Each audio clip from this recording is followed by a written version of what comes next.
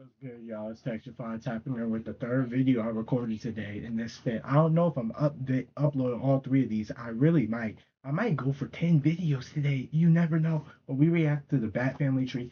Batman's my favorite DC superhero. He's not my favorite superhero of all time. It's Spider-Man. I even got a Batman tattoo, bro. Like Batman's really what I grew up on. The first Batman movie I watched was Batman. What is it? What is it? Batman Under the Red Hood in 2010. I was 4 years old. My dad introduced me to that movie. I was watching the whole AMU. Y'all don't know about that. That was one of them ones.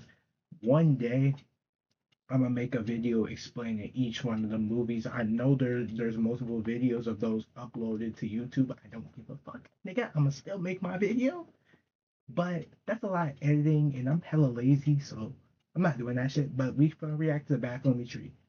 Simple. Let's get into it, bruh.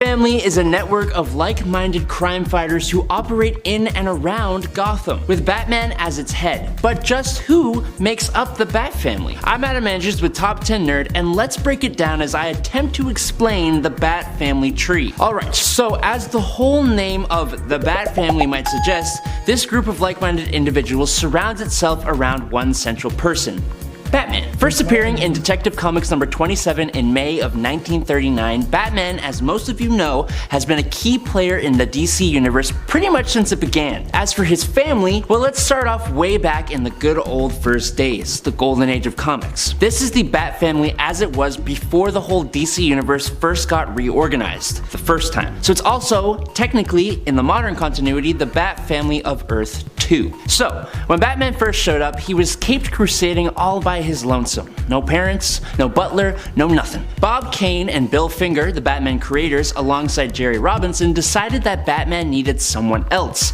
and so they created the very first member of what would become the Bat Family in the form of Richard Dick Grayson as Robin the Boy Wonder. Robin first appeared in Detective Comics Volume 1, number 38 in April of 1940, when his birth family, the Flying Graysons, were accidentally killed and Bruce Wayne took in the young lad and trained him on how to fight crime. Batman and Robin operated as a solid two-player team for a long while. Now back in those early golden age days, Batman actually became an honorary member of the GCPD, and with that, Commissioner James Gordon, who also first appeared at the same time as Batman in Detective Comics number 27, became part of the Batman family. Now you can kind of count him, you can kind of not. It really depends on the era that we're talking about. But not too long after these three were operating as a well-oiled unit, we were introduced to another pivotal figure of the Batman family. Quite possibly the sticky glue that holds these traumatized and broken crime fighters together. Alfred Pennyworth, Alfred Beagle, or simply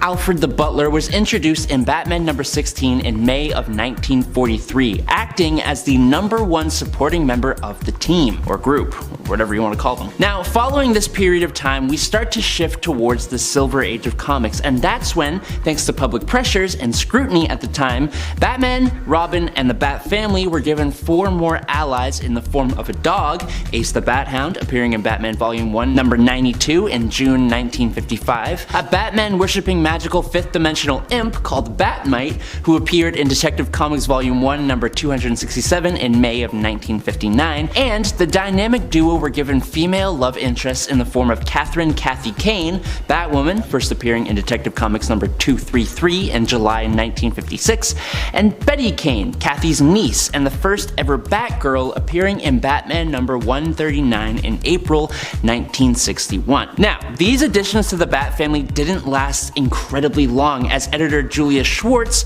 took over control of the Batman comics in 1964 and got rid of Batwoman, who was seemingly de-lifed, Batgirl, who retired, Ace, who also retired, and Batmite, who was expelled from this dimension, as he thought the characters were too silly, especially for the new stories he wanted for the Batman character. So instead, Schwartz worked alongside the 1996 Batman TV show producer, William Dozier, in order to introduce a new female character. Barbara Gordon, who first appeared in August 1951, was introduced as the new Batgirl in Detective Comics Volume 1, issue 359 in January of 1967. As the daughter of Police Commissioner Gordon, it improved upon the previous Batgirl and Batwoman and let Barb kind of stand as her own character, not simply as a love interest, which is usually a good thing. And that kind of makes up the Silver Age. The current Bat-family members all started to make moves in their own ways throughout the Bronze Age. Other characters like the villain Catwoman or Selina Kyle on Earth 2, the Golden Age character's Earth, became a solid romantic interest for Batman, joining the Bat-family alongside their daughter, Helena Wayne,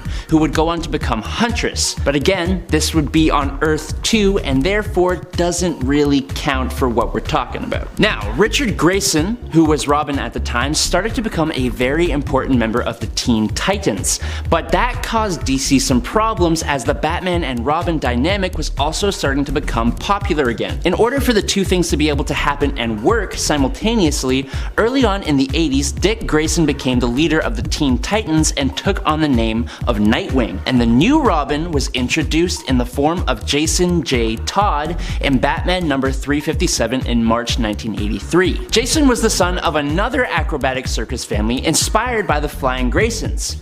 Can you guess what their name was? Yes, that's right, it's the Flying Todds. Ooh! The Todds passed away at the hands of Killer Croc, leaving little Jason to be taken under the wing of Batman and join the Bat family. Now, the issue of the two Robins' extremely similar backstories left Jason being a little overlooked, but luckily for him, and for any other continuity or character issues that DC was dealing with at the time, the Crisis on Infinite Earths event had arrived in April 1985. Luckily, the family still remained largely the same after this event. Jason's story was worked to be a bit better, and both Alfred and Commissioner Gordon became more frequent supporting cast members. Batgirl Barbara Gordon seemed to kind of fall to the wayside though, as writers couldn't really figure out what to do with her. It is in the late 80s that Batman stories really hit a turning point, with both Batman the Killing Joke in July 1988 and Batman A Death in the Family starting in December of 1988, where the Joker crippled Barbara Gordon and took the life of Jason Todd, respectively. From this point, the family surprisingly seemed to actually grow more, with Tim Drake being introduced as the new Robin after he deduces the true identities of Batman and Robin, which took place in the Batman A Lonely Place of Dying storyline from Batman number 440 to 442 in October to December of 1989. And Barbara became an information broker and Batman's girl in the chair as Oracle, fully revealed in Suicide Squad Volume 1 number 38 in February 1990. The next addition to the Bat family would be introduced in Batman's Sword of Azrael number 1 in 1992, where we meet John Paul Valley, otherwise known as, you guessed it, Azrael, who becomes Batman's apprentice and even takes over his role in the three-part Batman Nightfall crossover event starting in Batman number 492 in May of 1993 that sees the Venom-enhanced Bane break Bruce Wayne's spine. Azrael really stirred things up as Batman. He was much more violent and unethical than Bruce is, and as such caused the Bat family to kind of break apart temporarily. Tim Drake went off alone, Jim Gordon stopped working with the Bat, and Bruce stopped being interested in recovering from his injuries, forcing Alfred to walk away from his position. But Bruce obviously recovered and took the Batman mantle away from John Paul and temporarily gave it to Dick Grayson during Batman Prodigal from November 1994 to January of 1995. Everyone went back to their original places and Azrael came back and would team up with Batman from time to time. Two more members to the Bat family became introduced around this time as well. Helena Bartonelli, the daughter of a crime boss, eventually became the new Huntress in the post-Crisis mainstream universe, first appearing in Huntress number 1 in April of 1989. There was also Stephanie Brown, who was a friend of Tim Drake and daughter of the supervillain Cluemaster, who started off her vigilante career as Spoiler, appearing in Detective Comics Volume 1, number 647 in August of 1992. Gotham was struck by an earthquake and became a no man's land for criminals to run amok in Detective Comics number 719 in March 1998.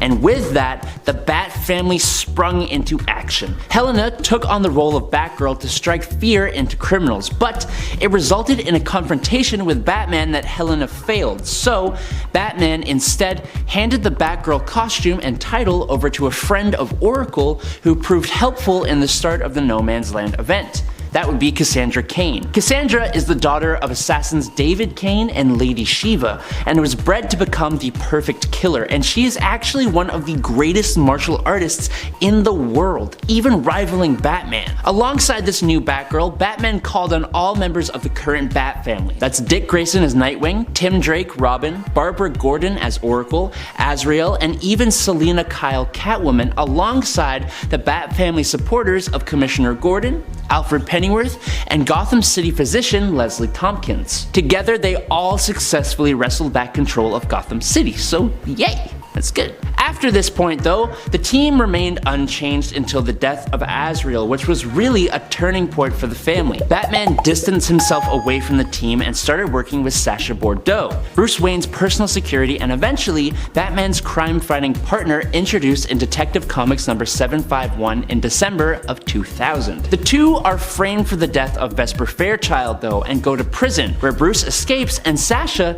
gets blackmailed into becoming part of the secret organization called Checkmate. Now after this, a gang war breaks out in Gotham and Batman gets help from former League of Assassins assassin Onyx Adams, who helps out, becoming another member of the Bat family in 2004. This is also when Stephanie Brown rose to and fell from the Robin mantle and was seemingly killed.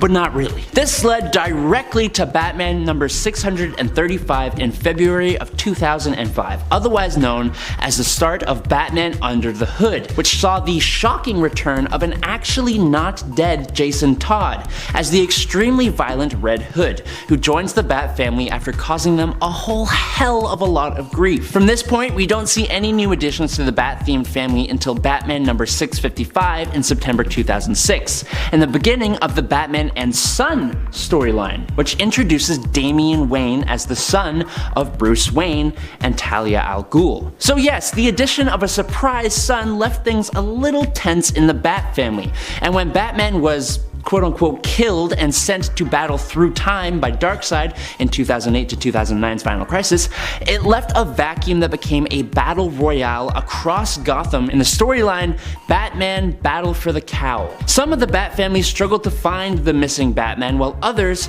fought to take over the mantle. A final battle between Dick Grayson, Jason Todd, and Tim Drake ended up with a victory for Dick Grayson, who became Batman once again, promoting Damian Wayne to the mantle of Robin and forcing Tim Drake to become Red Robin. It's around this time we get an all-new Batwoman in 52 number 7 in August of 2006. Now while the Silver Age Batwoman was Kathy Kane, the new Batwoman mantle is taken up by the army brat Kate Kane, who is a lesbian expelled from West Point due to her sexuality. Now she is Bruce Wayne's cousin through her father Jacob Kane, who is Martha Wayne's brother. It is after this that Stephanie Brown is indeed still alive and she steps into the new position of Batgirl from Cassandra Cain, who went on to become Black Bat and haunts my nightmares. In Batman and Robin number 16 in January of 2011, Bruce finally realizes that despite all of his lone work and brooding, he was never actually alone. So he decides to expand, and as Bruce Wayne, he reveals that Bruce was the beneficiary behind Batman's technology, and that Batman's reach would go worldwide as Batman Incorporated. But then we got to New 52 in September 2011, and it all didn't matter anymore. Essentially, New 52 for Batman sets him back to being an undercover urban legend, only being publicly active for 5 years. He has an alliance to Jim Gordon, but the GCPD are still hostile towards him. Dick Grayson still operates as Nightwing and was the original Robin, but never took on the Batman role. Barbara Gordon is Batgirl again, no longer wheelchair bound. Tim Drake is Red Robin and founding member of the Teen Titans. Jason Todd is still Red Hood and he leads his own team called the Outlaws, and Damian Wayne is Robin. But now, to make things more confusing, in DC Rebirth in 2016 and DC Infinite Frontier in 2021, a lot of history is reworked back into continuity. So, to clean things up for the Bat family, During Bane's takeover of Gotham City, he snapped Alfred Pennyworth's neck in front of Damian Wayne. It broke the Robin and he went rogue, leaving and eventually returning again as Robin. But while Damian was gone, Tim Drake took on the Robin role yet again. Barbara, who became Batgirl, stepped down to become Oracle again as the physical strain was too much on her spine. Stephanie Brown and Cassandra Cain stayed as Spoiler and Orphan respectively, but they were collectively known as Batgirls, which is confusing. And Kate Kane stayed as Batwoman. A new hero, the metahuman Duke Thomas, became the Signal and came into the Bat family starting as the leader of the 2015 We Are Robin gang. John Paul Valley stayed as Azrael, Helena Bartonelli became Huntress once again, and what may be a surprise to some of you, Harley Quinn also joined the Bat family, making amends from her time as a villain and under the very watchful eye of Batman. And with that, my dear, That's the end of this video. This was very confusing, but hey, we got it done. Simple. See you on the next one.